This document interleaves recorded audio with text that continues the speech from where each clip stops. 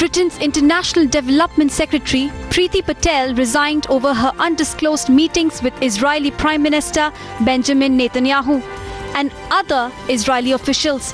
In a letter to Prime Minister Theresa May, Patel said that her actions fell below the high standards that are expected of a Secretary of State.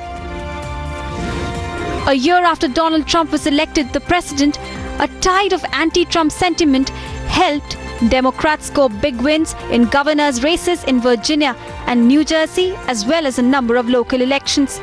The contests tested the power of President Trump's fiery nationalism against the energy of the Trump resistance, sending a warning sign to Trump and his Republican Party.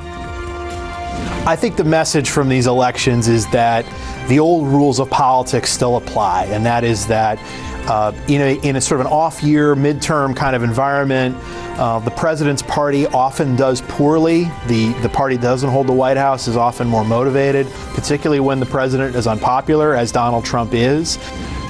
As a part of a new policy aimed at cracking down on the communist-run island's government, the Trump administration released a list asking Americans visiting Cuba to avoid hotels, shops, tour companies, and other businesses. The list of rules intends to put in place the tougher Cuba policy that President Donald Trump announced. I think, if anything, they should expand the relationships and let young people like Carlos. Come here, Carlos. Come here. Get this guy. This guy is a Cuban, and he's an excellent guide, and he's really helped us understand, what's going on in this country. The United Nations expressed concerns about the humanitarian situation in Yemen.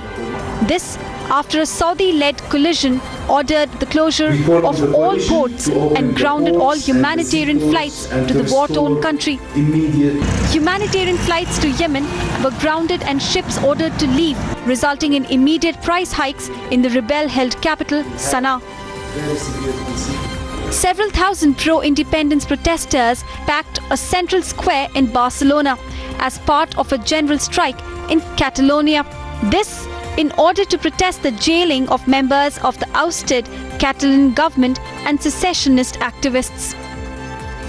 A transgender candidate defeated an incumbent Virginia lawmaker who sponsored a bill that would have restricted which bathrooms she could use.